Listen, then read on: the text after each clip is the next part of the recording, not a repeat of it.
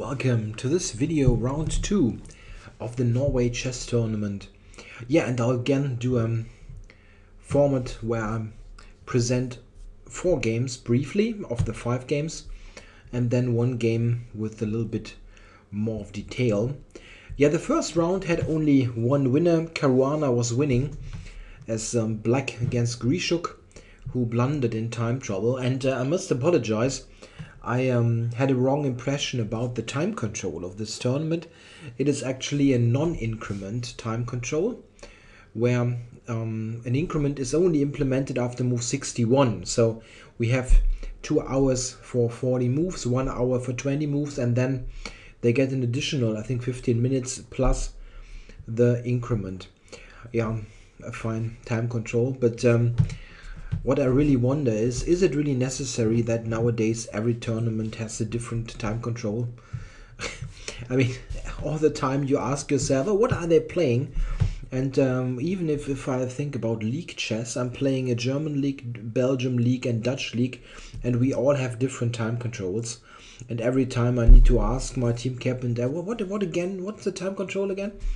And what's so difficult to just establish one time control and play by that? I understand that for some tournaments where you have a limited time schedule, like you need to play 2 rounds a day, that you don't play 2 8-hour games is somewhat clear. But why not for typical games? Just establish a single time control and go with that. Okay, anyway, let's go to the games. And I must say that there was lots of interesting content today. At the end, I chose the game Caruana Svidler as the game that I will present in somewhat more detail, but there also were other interesting points in the other games. I'll start with the relatively least interesting game. This is Atgestein, the second Norwegian player in the tournament, playing Anish Giri. Yeah, Atgestein here goes for d4. He also plays e4. He's a quite versatile player in the openings. And they got this Queen's Gambit, Rogozin, or sometimes also called the Westphalia variation. He plays the somewhat rare move Queen a4 here, Atgestein. And the direct consequences that we have some trades and simplification. Yeah, here we are pretty quickly coming to a position where black has an isolated pawn. Okay, it's not a terrible weakness, but white has a nice blockading square. Oops, a nice blockading square here, and no particular problems. Yeah, and it turned out that after some more moves, we actually had this position with the c-pawn switching over to d4, and after some more trades, the position became really totally equal. This was, I think, a fine effort by Atgestein, who never was in any trouble here against the strong Dutch junior player. I don't think he's really formally a junior anymore. I think he's 19 now, Giri, but still young. Yeah, so a pretty much uneventful draw, I'd say. But I think Atgestein is pretty comfortable with that. Okay, the next game. Let's look at Kramnik-Carlsen. Yeah, a modern classic, this encounter. They always have interesting games. This time it started very check. Yeah, with a very solid opening. Carlsen here playing a sort of Catalan-Bogo hybrid. We directly go to a Catalan, a Bogo-Indian position with bishop b4 and the capture on d2. This is this kind of setup is a very solid way to play as black, and in fact Carlsen has played this a number of times already. Also against Kramnik, he even beat Kramnik in exactly this line in Weigansee. Oh, now it gets tricky. 2009, 10. It's been a few years back, but he managed to win this kind of structure as black against Kramnik, which I find really remarkable. Yeah, and in this game we also had the typical play that that arises here. The c file is important, and white at the end managed to open the position. And after some trades, we go here. I thought when I was briefly looking at this during the live play, thought, okay, white has a little something, but it shouldn't be anything dramatic. In fact, it turned out that relatively quickly we got the whole queen side traded off. And yeah, at first you think, okay, this is going to end in a quick draw, but it's not that straightforward, because there are still some ideas of attacks with the queen and knight being a nice combined attacking force. White has this idea of attacking like that, and black has those kind of ideas and waiting with the queen. So there are some things that are still going on. And in fact, there was an interesting moment. If we look at this position here after queen d5, the first idea that you naturally have, what about the check here? Check. Yeah, this was interesting. King, of course, and now knight f7. At first you think, okay, maybe this is some attack, yeah, queen h8. But after queen h8, king g6, if we imagine this position, there is not even a check that white can play. So black now can set up some strong threats after knight f7. Yeah, think of queen f3. For example, this can be quite tricky now. The funny thing is, this position is in fact a forced draw, because white has an absolutely amazing way to play. Check. Knight g5 check, takes, Check. and queen g6. And this is a really great stalemate. Isn't this just beautiful? White has 3 pawns here and 4 pawns. They're all blocked by the king, by the queen, and by the pin. And the king also has no move, so it's just a draw by stalemate. Black after this check can of course draw back, stalemate. and then we get this stalemate. So it's just a very funny variation. Okay, Kramnik didn't do that. He played f4, and after a couple of moves, it seemed that black is making some progress. Black is the more active side here, and in fact it for a moment really looked like maybe Magnus is again managing to press water out of stone. But knight f5 here gave away a pawn, and white managed to get into this endgame. Queen endgame, a pawn down, which very often is lost, frankly speaking, a queen ending with a pawn down. But in this case there is e6, and this is very important. White is directly, and this was Kramnik's idea, directly going for counterplay. After the capture, the white queen gives check and enters the position like that. And here white has this this idea of a perpetual with queen to g5 or queen to f8. And black's only way to prevent the perpetual is to do it like that, go back with the queen, and after that white gets the e6 pawn. And this is really just a draw, because the white queen has such a active position. It's very difficult for black to even try for anything. In the game they relatively quickly traded off some more stuff, and here agreed to a draw. Of course there's absolutely nothing left on the board. So a really tough fight, where at one point I actually thought that maybe Magnus is getting somewhere, but it ended in a draw. Okay, the next game to look at is Aronian versus Kayakin. And here we get a Queen's Indian. Kayakin is really one of the few players in top level chess who has a relatively narrow opening repertoire. He branches out only very rarely with some stuff he normally does not play. The Queen's Indian is his absolute main defense, of course, paired with the Nimzo for as long as I can remember. And we get a typical Queen's Indian position here.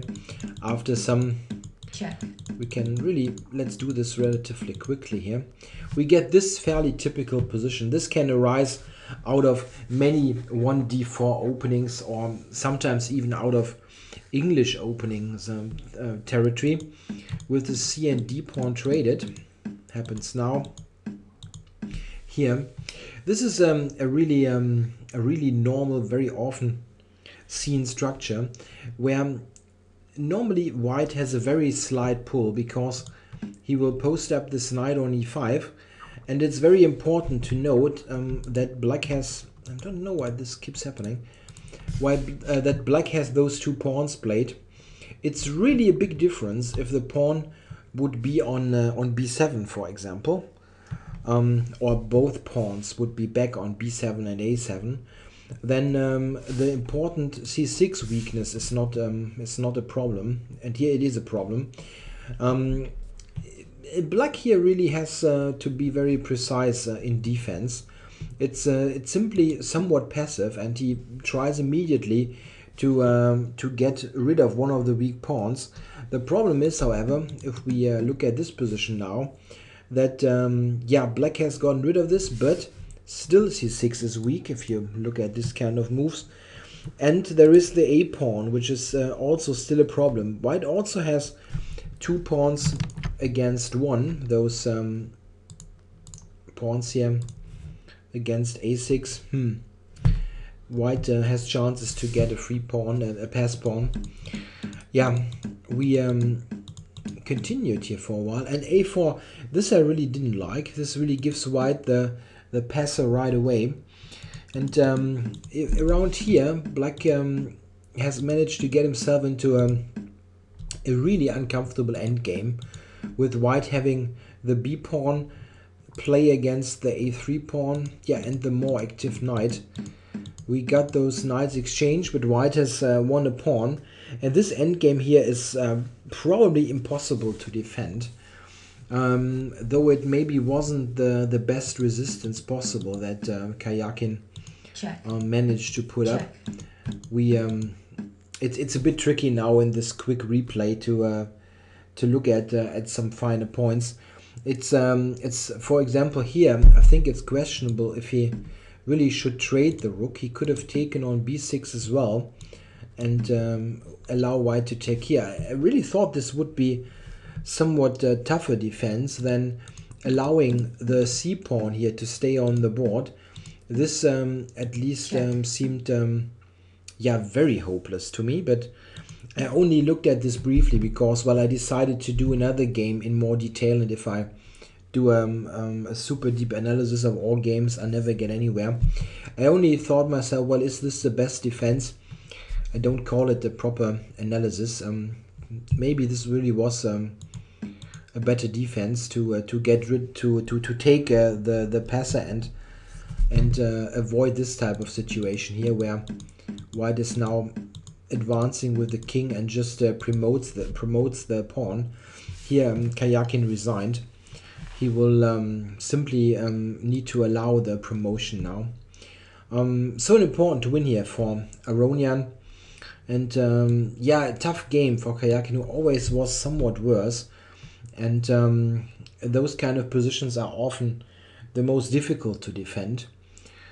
Okay, we have Topalov playing Grishuk. And we have a funny opening sequence here. Topalov playing knight to f3, Grishuk playing c5. He has studied this kind of variation very, very deeply and scored very nicely with this line. But Topalov plays e4 and goes back into a Sicilian. Of course, Topalov is also a 1e4 player, so it's not a huge thing for them to transpose like that. Yeah, they got a knight off, and another cute move order issue. Bishop e3 is answered by knight g4, bishop c1, and black drop back. Just asking white, what exactly are you going to do? You want the draw? Yeah, of course, Topalov does not want the draw. He plays h3. I mean, it's the question if Grishuk really would have played a draw. I think they have some sort of anti-draw rule. in place. Okay, h3, which is one of the topical lines, and they got a typically sharp Sicilian position.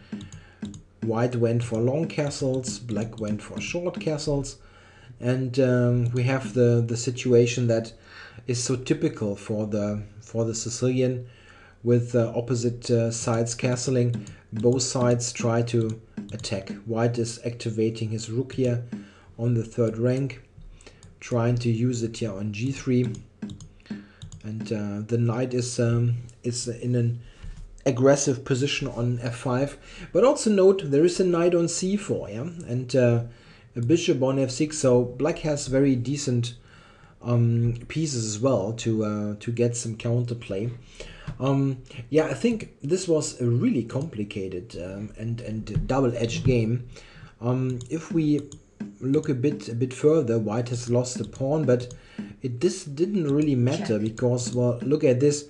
White still has an enormous amount of activity, like here, yeah, rook f3, f7 is a threat. Yeah, this is also why f5 was played, directly attacking the queen.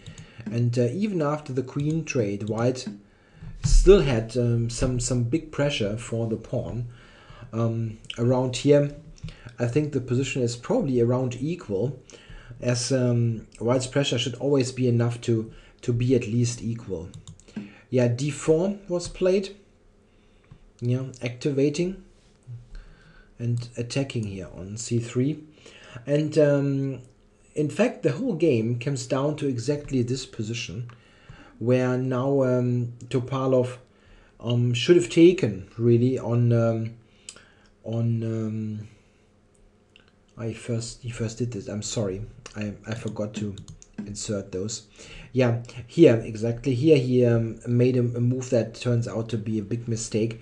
He should have just taken on f5 and played this position, which seems to be okay. There is nothing terribly great that black can do. He can take here, for example, and we could have reached this position, which should be okay for white. There's nothing terribly bad happening.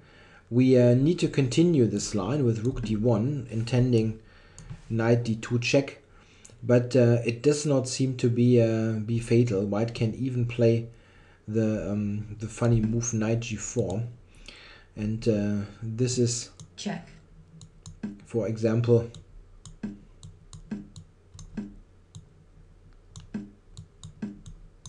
okay for white, as the knight is coming here and gets this counterplay going against the queen side. Just one line. The problem is he played rook f2 d3, and he still had some time on his clock just to assess this mistake better, because it really is a fatal mistake. After rook d3, now Grishuk played knight d5, and this move, while looking yeah, nothing much at first, is in fact very strong, because black now has two threats. He threatens bishop to f4, and this cuts off the knight on h6. Yeah, if the knight on h6 here is disconnected from the bishop on c1, then white will lose this piece. It's almost trapped on the side of the board. This is one threat, and the other threat is knight c2 e3, which would attack the rook on d1 and attack the knight on h6. So those two threats actually win outright. White has no defense against that. He played this, and now bishop f4 was played, and the knight is really trapped. White only can take. Played rook f3 here. Yeah, and at first you think, wait, is this so clear? What exactly is happening? If the knight moves away, maybe well, you can take f5. c4 is hanging. Is this so clear? Treat this position as a small exercise and stop the video. Black to play and win. There is more than one move that wins, but there is one move that is especially strong and wins like immediately. So I'll be silent for a couple of seconds so that you can conveniently pause the video.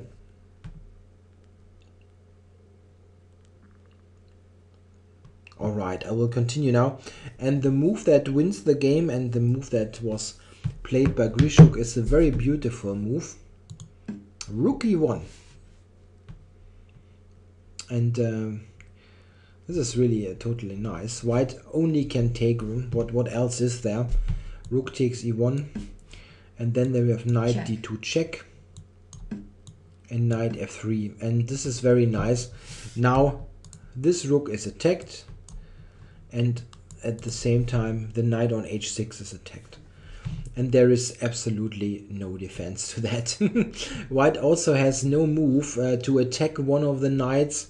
Yeah, theoretically speaking, you can try that, but then there is the next one, attacking f1, and still you attack h6. So White is losing decisive material here. It's very nice. So after rook e1, here after this hammer blow of a move, rook e1. Topalov, yeah, certainly very disappointed, resigned. Yeah, very complicated game, and this time Grishuk was not the luckier one, but certainly the more alert one, the more the sharper one in the time trouble, where in comparison to round 1, when with very little time on the clock he had blundered against Caruana. Okay, so I spent some time on the other games, but there were interesting points in there. Let's go for the main thing of this video, Caruana Svidler. Yeah, and I mean, I needed to do the game because it was just so insanely complicated and interesting. But the one thing I need to say right away, this is the kind of game where if it would have been played like 30 years ago, before we had computers and chess engines, it would have been absolutely impossible to do any sort of verdict on like a couple of hours after the game, because it was so immensely complicated that for a human you would have taken hours to even get close to some sort of truth. And all what I'm going to present is basically coming out of the engine. It's also, I cannot give any input to it because it's so complicated. Okay, let's move to the most the most interesting positions. Svidler is playing the Sicilian, the Taimanov variation. That's actually debatable if this really should be called Taimanov. Maybe it should be called Paulsen. Taimanov really invented this kind of setup. But okay, it's normally called Taimanov even with Queen c7. Yeah, okay, Caruana is going for this sharp setup with long castling, the typical English attack setup. Here White has not played f3 that early. He first castled long, and we get very typical Sicilian play. Yeah, White is castling queenside, spend one tempo on king b1. Very often you simply need to do it, and now pushes with g4. Yeah, the interesting thing about this particular version of the English attack is that Black still has a pawn on d7, which is not so common in many Sicilians. This means here he sometimes can play the typical counter strike in the center in one move, d7, d5, not d6, d5. On the other hand, compared to some versions of the English attack where this Scheveningen or the Scheveningen, yeah, it's difficult, or the Najdorf, compared to this, Black has played a quick queen c7, which is also not terribly useful in this particular structure. Yeah, we have this typical stuff happening. b4 is played, attacking the knight, and the knight went to a4. Yeah, it's always a tricky question in the Sicilian after b4. When the knight is attacked, where do you go? In this particular case, knight e2 is of course a somewhat strange decision, as you would give up your important bishop. So knight a4 is played. And yeah, the knight on a4 here is also not so badly placed. It sometimes looks at the b6 square, and it cannot be attacked so easily. Okay, theoretically speaking, you can attack it with the queen at some point, but b3 is always a good response to that. This knight is not going to get lost. Yeah, queen a5 is also a very silly move, but just in general, the knight is not so bad there. Yeah, black played h6, spending one move to make sure that the knight is not, from f6, I mean, the knight here does not need to retreat to a very bad square on the edge of the board. If we look at castles, for example, after g5, yeah, you need to go to h5 or to e8, and both do not look totally, totally harmonious. There are ideas sometimes with knight d6 even, but not sure. He played h6 to stop this for the moment. Rook g1 played, and now d5, a typical counter stroke. If we look at the databases, it seems that we're already on a new territory. At least I didn't find a game with this particular position. Yeah, and it gets super sharp now, absolutely quickly. We see by the clock times that both players were on familiar ground. Bishop f4 takes, and g5. So they both play very quickly, aiming for this position. It seems that they had this on the board, or yeah, close to that. Yeah, and now we get to a crisis in very short order. Knight fd7, rook takes g7, and e takes f3. This already, you look, 20 minutes, almost 20 minutes for the capture, which I find quite curious, because, well, when you enter this type of line, which is, of course, yeah, as sharp as it can get, yeah. Black is having the king in the center. On e8, he will never ever castle. Maybe long castle, but it's also not apparent how this should happen quickly. I find it weird that after e takes f3 you start to think, or before that move you start to think. Yeah, and while this position is already obviously very sharp, Caruana now yeah, absolutely puts more oil into the fire. He took on e6, and relatively quickly. So it seems that this was still part of his preparation. Yeah, Svidler needs to take this. No choice. He took it. It took some time. This is quite interesting. What else is there? The only move I briefly looked at was queen to c6. But this after knight d4, queen a4, knight f5 is totally deadly. Yeah, knight e7 and queen d6. Yeah, knight takes a7 first, queen d6 is completely decisive. Black has no defense. Yeah, he took it. Yeah, it took a while for this, but then he took the knight, and Caruana immediately played bishop d3. So all part of the preparation. Yeah, and this is of course a very bad situation if you are black here, and you see that your opponent is playing instant moves, obviously knowing exactly what's going on, and you need to figure it out over the board, or at least, or sometimes it can happen that those top players, they had it at home, but simply cannot remember what exactly was the right move.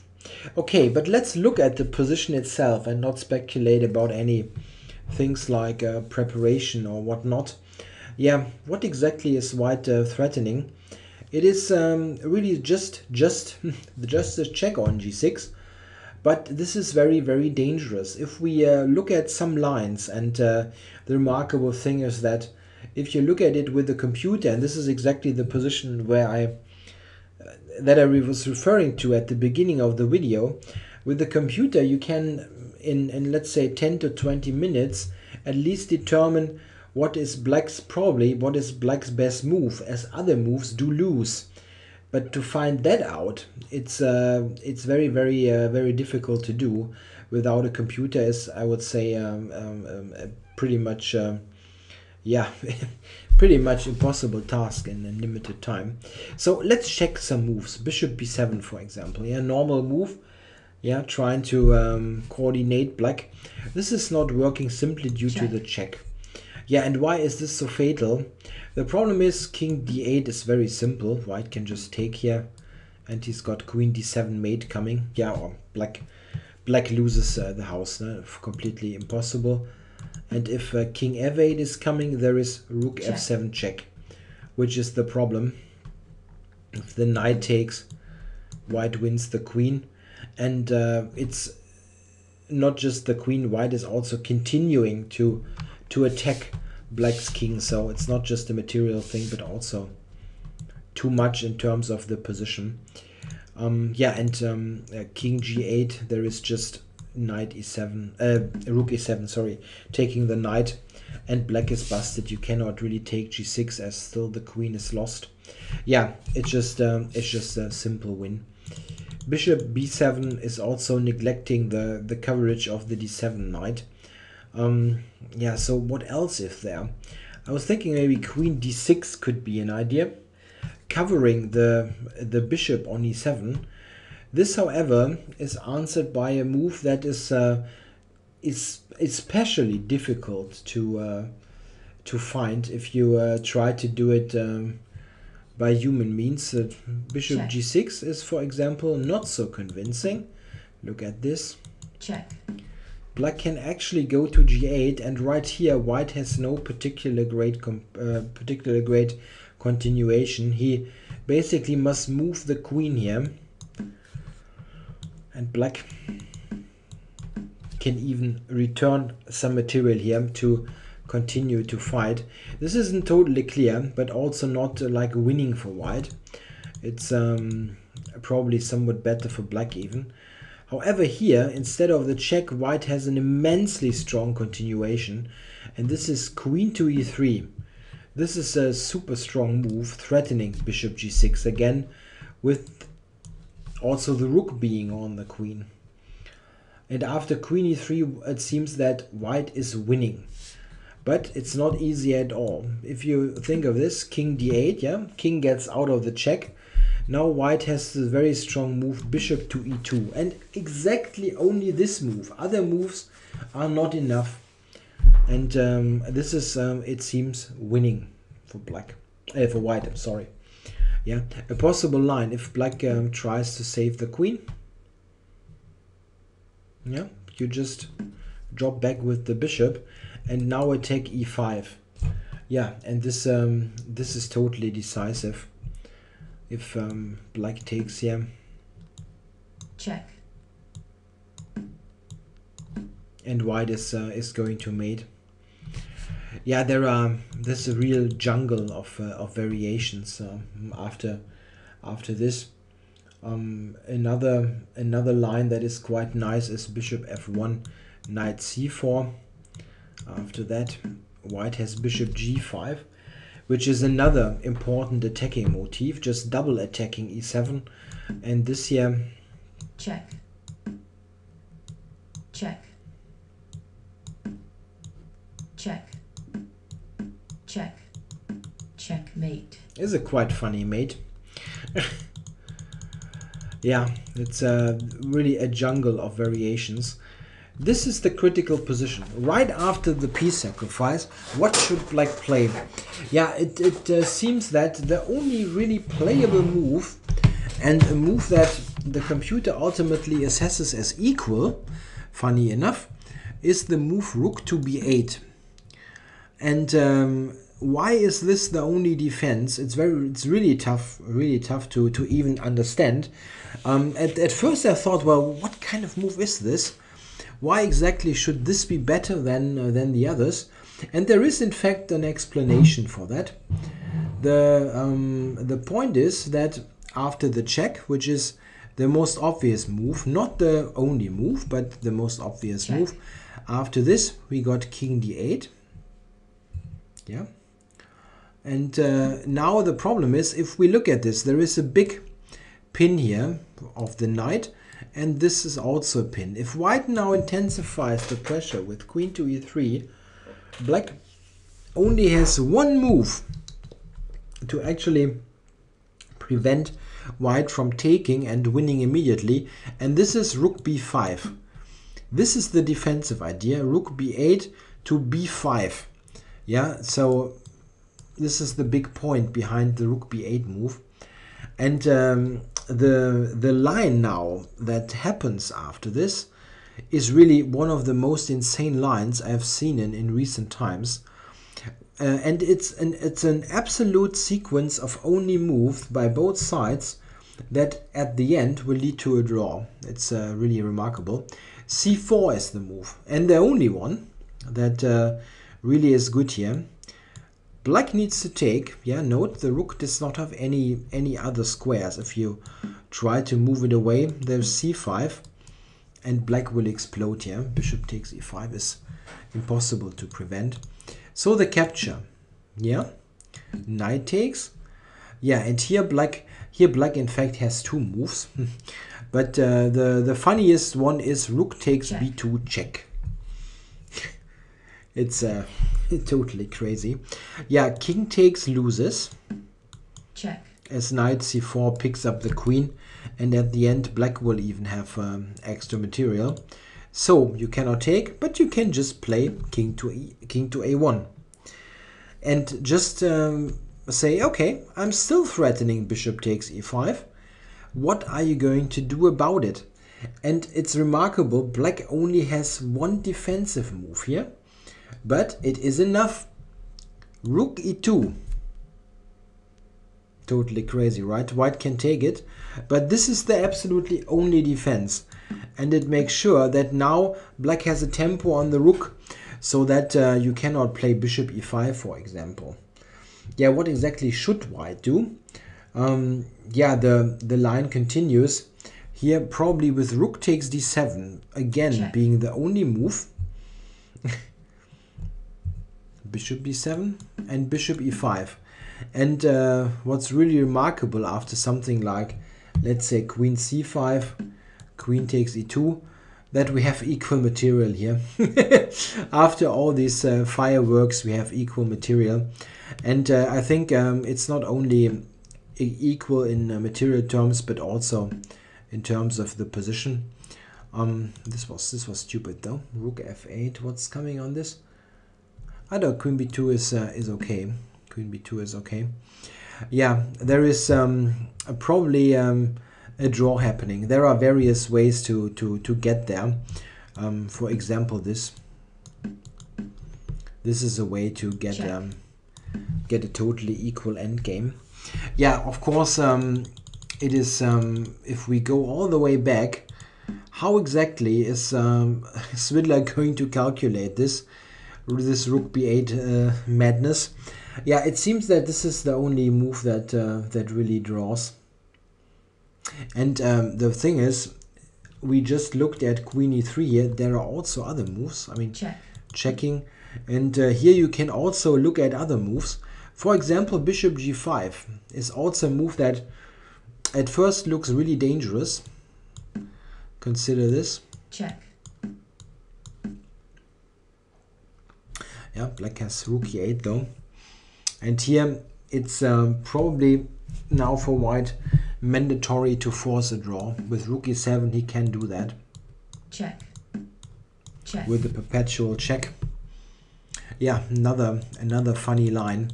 Yeah, the cruel fact is here, Svidler had to find all this rook b8 stuff over the board, and no.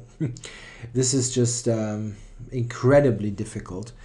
He played bishop f6 relatively quickly even, and after bishop g6 check, he now was forced, yeah, I think he was forced to give the queen. I was just thinking briefly why not this actually, but rook f7 is again very strong. King g8 and rook g1, threatening bishop h5, winning the house. Yeah, terribly complicated stuff. He has to take it, yeah, and he did take it. Took the bishop c7, and bishop g7. Yeah, and if we take stock here, black has 2 minor pieces and a rook for the queen. Materially speaking, this is in fact very good for black. The problem is your king is still in terribly bad shape. It is covered by many pieces around it, so it's not very likely that black is going to get mated very soon. But the combination of threats against the king and the looseness of black structure, yeah, pieces are not covered like g6 and g7. They're not protected in any way. This combination is very difficult to handle, and this is also why white is better. However, the way Caruana is playing the next couple of moves is really great. Yeah, queen d3, still playing quickly. Knight g5 takes, and queen e4. Yeah, only here he took some time. Maybe at this point around here he was out of his preparation. Also, don't forget that Svidler was thinking all the time. Okay, Caruana played very quickly all those moves, but he had time to recall his analysis or think while Svidler was considering what to do. Queen e4 is really a very strong move, and not a very apparent one. I mean, queen f3 looks very obvious. However, after rook b8, queen c6, king e7, the game continues. It's not totally decisive for white. And he had a better idea. Queen e4 is also attacking the rook. It needed to move. And now the strong move is knight c5. This is a very strong idea. It activates the knight here on the rim, and really shows that black's pieces are not really well coordinated.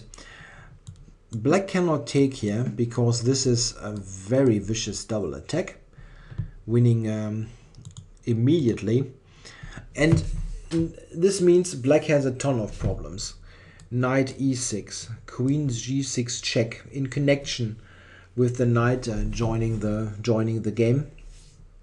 I think black is pretty much beyond saving here. Very difficult, at least. The computer wants to defend, Houdini that is, wants to defend with rook h6, giving white still a substantial plus. The question is it any better than the game? I think it's borderline between lost and close to lost. I actually think that king e7, what Svidler played, is a relatively clever move, because now Caruana really is forced to find the only totally convincing move, and he manages to do so. If you want an exercise here, you can stop the video and try to find the move that Caruana played. I can warn you though, it is not easy, and it's not like a two-mover or anything. It's really requires some calculation. The only hint though, think also of white's back rank. He's got a somewhat weak back rank. This is one idea, and think also of the pawn on f3. Okay, have a look at the position. I'll be silent for a moment so that you can conveniently pause and continue.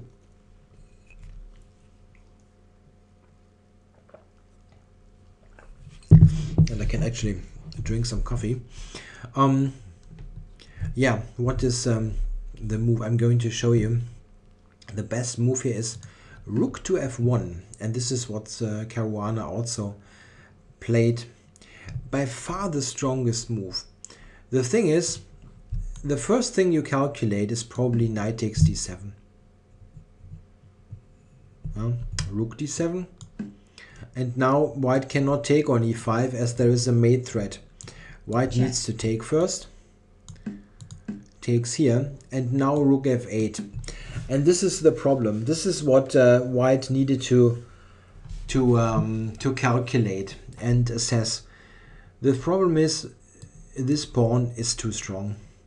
White now can stop this, but he will not be able, if you consider that this bishop is also coming to the middle of the board, he will not be able to win the game. Yeah, also note with the bishop protecting the pawn, there are even active ideas for black, like entering on g2. It will end in a draw, as white will probably activate the queen at the right moment and then go for some sort of perpetual. It's in any case not convincing for white. And I guess also by the process of elimination, he came to the move rook to f1. And now there is the threat knight d7, queen e5, without the rook hanging on d1. And black actually does not have any reply to that. It's quite remarkable. There is really no way to save the piece. Black cannot move the bishop in any way. If we look at this, there's just queen e6 coming. And what he did, he played rook f8. It's the relatively best defense. After knight takes, rook takes, queen e5. We have a position that is of course comparable to the one before, but now we still have rooks on the board. And that's a big difference, as white can use this rook and the queen now in combination to build up and create threats. And the problem is, if we continue this for a couple of moves, white went to f2, just stopping the pawn. And now white has some time to actually improve his position. And what improvements are there? Mostly related to the pawns. He has an h pawn that can be used, and as we see a couple of moves later here, he can play on the queen side. And this is the decisive factor. After a3, the combined pressure on b4 made black to exchange on a3, and now white also has a c pawn. Yeah, in the concrete position here, rook c4 was played to get in the queen. Oh, this is covered actually, I'm sorry. To get the queen into the game, maybe with checks here or queen to b6. He played bishop d5. This is not the most resilient move. Bishop d7 was a bit tougher. After bishop d5, there was rook c8. Yeah, and now black really is out of any defense. If we look, for example, at bishop b7, check, queen d4 check. Yeah, and now where do you go? There's always c4 coming. Also, this is too much. White is check, check, also operating with check, checkmate threats. Check, check, checkmate. Just one line. At those two pieces just kill the king. It's too much. This means that after rook c8 here, Svidler resigned. He didn't find any playable move. Yeah, remarkable game, a very complicated game. It was very much influenced by the fact that Caruana was still in his preparation. He's known for excellent opening preparation, of course. While it seems that Svidler was caught wrong-footed and needed to play this position over the board, and this is of course a very difficult task. I'm not totally sure that this kind of position here is really winning for white. The computer is fairly optimistic, giving white almost a pawn ahead, +1. But there maybe still are some resources hidden in this. But okay, there is a limit of time that can be invested to look at those games if you want to present them a couple of hours after the end of the game. It, however, seems that at least for the time being, it seems that rook b8 was the right defense. But how is someone going to find this over the board? I really don't I really don't blame blame the black player here.